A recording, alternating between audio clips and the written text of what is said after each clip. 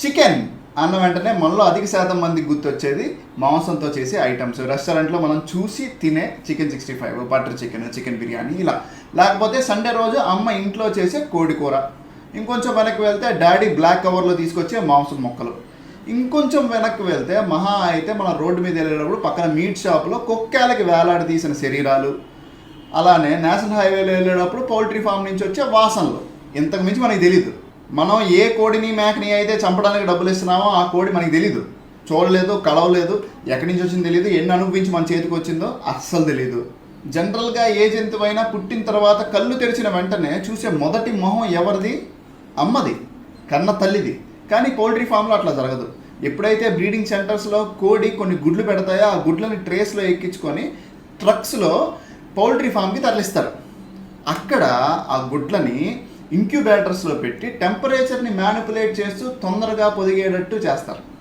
మరి ఆ గుడ్ల నుంచి పిల్లలు రావాలి అంటే ముందర ఇక్కడ అమ్మకి సంపర్కం జరగాలి. మరి బ్రీడింగ్ సెంటర్లో సంపర్కం జరుగుతుందా? కొన్ని చోట్ల జరుగుతుంది, కొన్ని చోట్ల మాత్రం వీర్యాన్ని తీసుకొచ్చి యోనిలో ఫోర్స్ఫుల్గా ఇంజెక్ట్ చేస్తారు. Back to poultry farm. అయితే గుడ్డు చీల్చుకొని బయటికి వచ్చిన బిడ్డ చూసే మొదటి మొహం ఆబ్వియస్లీ అమ్మది కాదు. ఎందుకంటే అమ్మ కొన్ని కిలోమీటర్స్ దూరంలో ఉంది, మేబీ చనిపోయి ఉండొచ్చు, అంటే చంపేసి ఉండొచ్చు కూడా, మనకి తెలీదు. ఇక్కడ చూసే మొదటి మొహం ఎవరిది? పౌల్ట్రీ వర్కర్ది. కానీ ఆ పౌల్ట్రీ వర్కర్ చూసిన మొదటి కోడి పిల్ల మాత్రం ఇది కాదు. ఎన్నో వేల కోడి పిల్లల్ని చూశాడు, ఎన్నో వేల కోడి పిల్లల్ని చంపడానికి పంపాడు. అతను కేవలం ఆ కోడి పిల్లలు చూసేది ప్రాపర్టీ కింద, డబ్బుల కోసం. అంతేగాని ఆ కోడి పిల్ల కోరుకున్న లిబర్టీ కోసం, ఆశల కోసం కాదు. అమ్మ ప్రేమ వెచ్చదనం లేని చిన్నతనం గడపాల్సి వస్తుంది ఆ కోడి పిల్ల. పచ్చగడ్డి లేని నేల మీద నడవాల్సి వస్తుంది. పరిగెత్తడం అంటారా? ఇంక అసలు వదిలేసేయండి. పరిగెత్తడం అనేది ఫామ్లో కుదరదు, అంత స్పేస్ ఉండదు.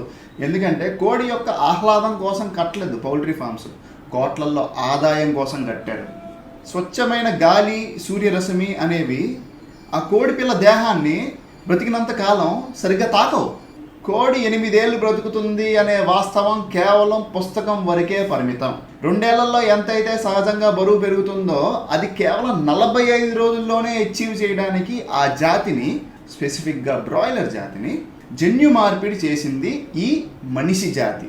కాదు, మన్నీ ఛీ జాతి.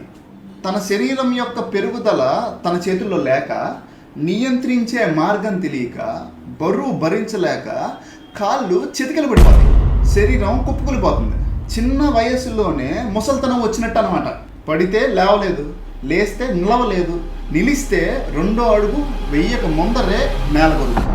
తన శరీరంలో ఎన్ని అవయవాలు దెబ్బతిన్నాయో లెక్కట్లేం.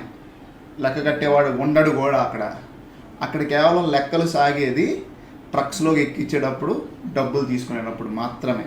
సరిగ్గా ఆ రోజే మొదటిసారి బయట లోకాన్ని చూస్తుంది ఆ కోడి. అదే చివరి రోజు కూడా. పొద్దున్నే మన ఇళ్లలోకి న్యూస్ పేపర్లు ఇసురుతూ ఉంటారు కదా, అట్లా ట్రక్స్లోకి ఈ కోడిని ఇసురుతూ ఉంటారు.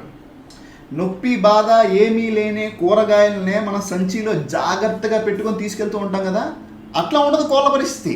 నొప్పి బాధ భయం ఇవన్నీ ఉన్నా సరే అంగుళం ఖాళీ కూడా వదలకుండా ఆ కేజుల్లో కుక్కుతూ ఉంటారు. కర్రకో రాడ్కో బయట తాళ్ళు కట్టి డిఫరెంట్ ఐటమ్స్ అమ్ముతూ ఉంటారు కదా, అలానే సైకిల్కి, బైక్ హ్యాండిల్స్కి తాళ్ళతో కోళ్ళని రివర్స్లో కట్టేసి ఎంతెంతో దూరాలు తీసుకెళ్తూ ఉంటారు. కాళ్ళు విరుగుతాయి, కళ్ళు తిరుగుతాయి, సైలెన్సర్ వేడికి ఒళ్ళు కాలుతూ ఉంటుంది, చక్రంలో పడి రెక్క చితుకుతూ ఉంటుంది. ఒక చెరసాల నుంచి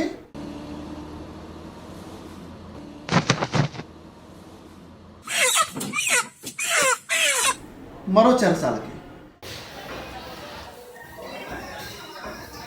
చోటు మారినా మనం కోడి వైపు చూసే చూపు మారదు. మీట్ షాప్ అని పిలువబడే ఆ హత్యా స్థలంలో ఎదురుగా వేరే కోళ్ళను చంపుతూ ఉంటే ప్రాణ భయంతో వణికిపోతూ ఉంటుంది. అక్కడ నరుకుతూ ఉంటే ఆర్తనాదాలు వినిపిస్తూ ఉంటాయి, రక్త వాసనలు తెలుస్తూ ఉంటాయి. ఆగని ఆలోచనలు, తగ్గని భయం, తప్పించుకోవడానికి మాత్రం లేదు మార్గం. ఎదురుగా ఎంతోమంది మనుషులు వస్తూ ఉంటారు, పోతూ ఉంటారు, కానీ తనని బంధించిన ఆ కేజ్ ఉందే, ఆ కేజ్ తలుపు మాత్రం ఎవరూ తీసేవాడు మాత్రం ఒక్కడే. ఆ తలుపుని 5 నిమిషాల్లో ఆ కోడి ప్రాణం తీసేవాడు. ఆ కేజ్ లోపలికి చెయ్యి పెట్టి తనని పట్టుకోవడానికి ప్రయత్నించినప్పుడు కదల్లేని ఆ శరీరంతో ప్రాణాలు కాపాడుకోవడానికి శక్తి మొత్తం ఉపయోగించి ఒక్కసారి దూకుతుంది. కానీ పరిస్థితి ఏమన్నా మారుతుందా? ఒక్క క్షణం ఎక్స్ట్రా బతుకుతుంది అంతే. రెక్కలు వెనక్కి విరిచి తూకంలో వేస్తారు. తన ప్రాణం విలువ తూకంలో వచ్చే అంకె కంటే, కస్టమర్ ఇచ్చే నోటు కంటే ఎంతో విలువైనదని, ఇంకా చెప్పాలి అంటే అంకెలతో వెలకట్టలేనిది, సంఖ్యలతో బంధించరానిది అని మనం గుర్తించట్లేదు. అలా గుర్తించమని ఒంట్లో ఉన్న శక్తి మొత్తం కళ్ళల్లోకి తెచ్చి వేడుకుంటుంది. కానీ ఆ కన్నీటి చుక్కలు మనకు కనబడవు. కొట్టులోని కోలాహలంలో పక్కన ఉన్న చికెన్ పకోడీ చూసినప్పుడు మనకి వచ్చే లాలాజలంలో ఆ కన్నీళ్ళు కొట్టుకుపోతాయి. మెడ పట్టుకొని హెడ్ ఇట్లా వెనక్కి విరిచి పేక్ కోసి డ్రమ్లో పడేస్తారు.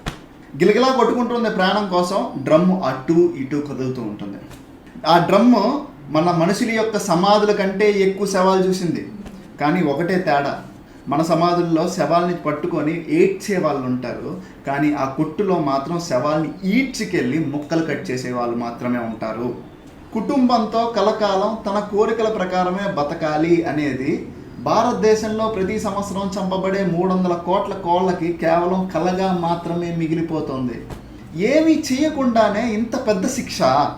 అసలు బాధితులు ఎవరో చూడకుండా చికెన్ తింటే తప్పేంటి అని అలవాట్లని వెనకేసుకొచ్చినంత కాలం ఆ అమాయక జీవులు మన వెనకాల జరిగే బాధలు తిప్పలు మనకు కనబడవు. ఆ బ్రతికే 45 రోజుల్లో ఒక్క క్షణం సంతోషం కానీ, ప్రేమ కానీ, లేకపోతే జాలి కానీ అనుభవించని జీవితాలు అవి. ఒక్క క్షణం కుదుటిగా అహం పక్కన పెట్టి ఖచ్చితంగా ఒక క్వశ్చన్ వేసుకోండి, అవసరమా మనకిది అని.